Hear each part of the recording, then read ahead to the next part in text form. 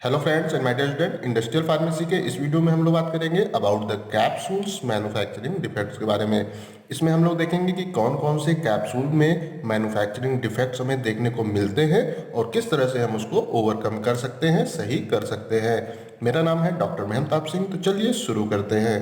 हाँ, अगर हम बात करते हैं about the capsule manufacturing defect के बारे में, तो इसमें जो पहला डिफेक्ट है वो lumpy or misshaped capsule. तो अक्सर क्या होता है कि अगर हम प्रॉपर स्टोरेज कंडीशन अपने कैप्सूल सेल को नहीं प्रोवाइड करते हैं तो जो हमारे कैप्सूल वो सेल है वो लंप फॉर्म कर लेते हैं या उनका शेप चेंज हो जाता है। वो sometimes capsule shell form lumps and called lumpy or misshaped capsule हम उनको कहते हैं। इसको हम किस तरह से प्रिवेंट कर सकते हैं? इट इज वो prevented by maintaining empty capsule in temperature range 15 to 30 degree centigrade. अगर हम जो हमारा स्टोरेज कंडीशन है एम्प्टी कैप्सूल को स्टोर करने का, उसका टेम्परेचर 15 डिग्री सेंटीग्रेड से 30 डिग्री सेंटीग्रेड के बीच में रखते हैं तो हम इसको प्रिवेंट कर सकते हैं। जो उस स्टोरेज कंडीशन में उस प्लेस पे रिलेटिव ह्यूमिडिटी है वो उसकी जो रेंज है वो अगर हम 45 से 55 डिग्री सेंटीग्रेड तक रखते हैं तो उस कंडीशन में जो हमारी एम्प्टी सेल है उसका जो मॉइस्चर कंटेंट है वो अप्रॉक्सीमेटली 13 टू 15% होता है, जिससे कि हम इसको ओवरकम कर सकते हैं।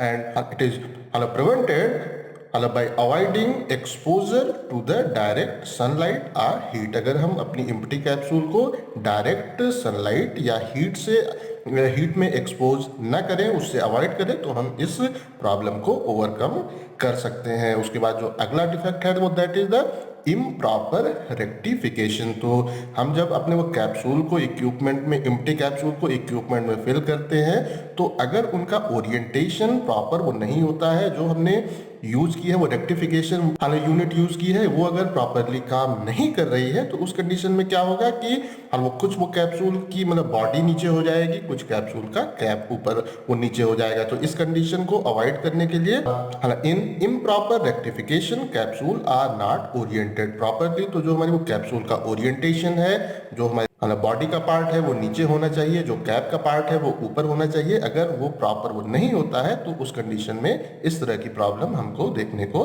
मिलती है। तो इसमें हम एक अच्छा वो रेक्टिफिकेशन यूनिट अगर इक्विपमेंट में यूज करते हैं तो हम इस प्रॉब्लम को ओवरकम कर सकते हैं। उसके बाद अगला है हमारा फेल्योर टू सेपरेशन। तो अगर जो हमारी कैप है और वो बॉडी है वो अगर फिलिंग से पहले प्रॉपरली सेपरेट नहीं हो रही है तो ये भी एक डिफेक्ट कॉज करता है हमारे कैप्सूल की मैन्युफैक्चरिंग में। और sometimes caps and body fail to separate. कुछ कंडीशन में हमें ये देखने को मिलता है कि जो हमारी कैप और बॉडी है वो प्रॉपरली एक दूसरे से अलग नहीं हो रही हैं due to the vacuum generation. उनके अंदर अगर वैक्यूम जनरेट हो जाता है तो उस कारण से जो हमारी कैप और बॉडी है वो अलग नहीं होती है और इसको हम रेक्टिफाई कर सकते हैं। वो can be overcome by applying extra vacuum. अगर हम एक्स्ट्रा वैक्यूम आउटसाइड अप्लाई करेंगे तो हम जो अंदर का वैक्यूम है उससे ओवरकम होंगे और हमारी जो कैप और बॉडी है वो प्रॉपरली सेपरेट हो जाएगी। इस डिफेक्ट को हम सॉल्व कर सकते हैं अगर हम एक्स्ट्रा वैक्यूम अप्लाई करते हैं।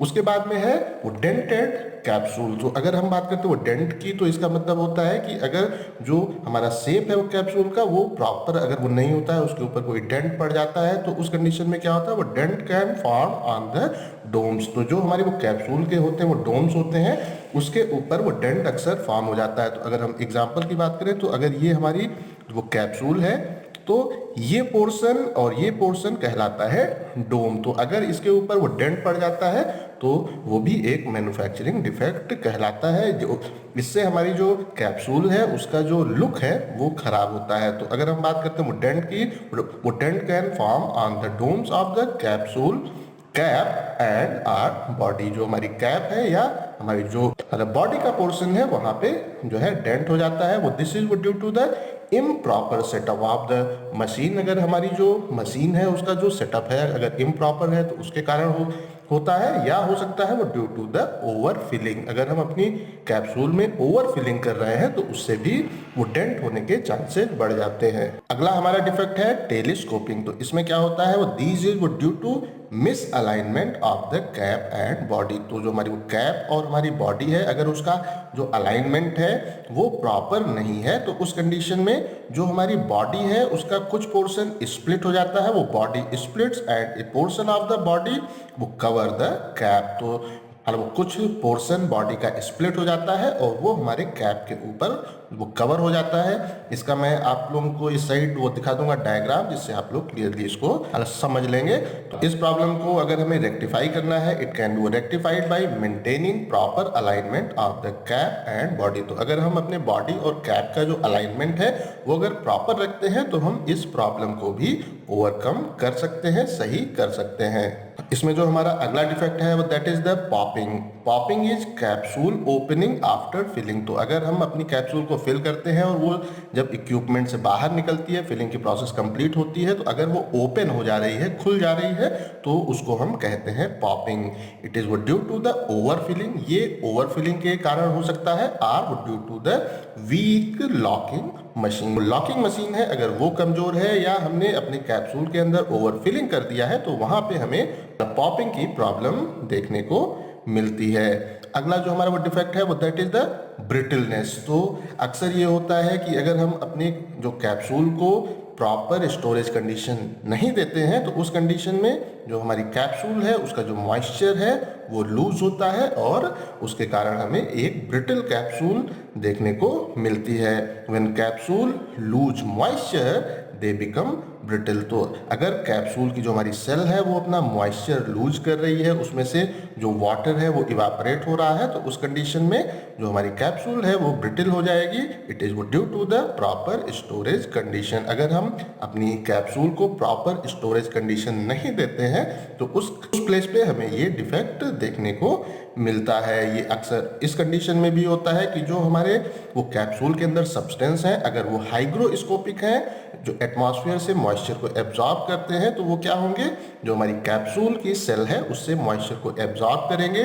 तो उस कंडीशन में भी जो हमारी कैप्सूल की सेल है उसका मॉइस्चर लूज होगा और उससे भी हमें एक ब्रिटल कैप्सूल देखने को प्राप्त होगी। तो इसको हम स्टोरेज वो कंडीशन को ठीक कर सकते हैं, या जो भी हमारे एक्सिपिएंट है या हमारा एक्टिव इंग्रेडिएंट है उसको अगर हम ऐसे एक्सिपिएंट या इंग्रेडिएंट को यूज करते हैं जो हाइग्रोस्कोपिक है तो उस कंडीशन में हमें ये प्रॉब्लम देखने को मिल सकती है। अब हम लोग बात कर लेते हैं अबाउट द अदर डिफेक्ट। ये तो अगर हम बात करते हैं अबाउट द अदर डिफेक्ट तो ये है हमारे वो कलर डिविएशन।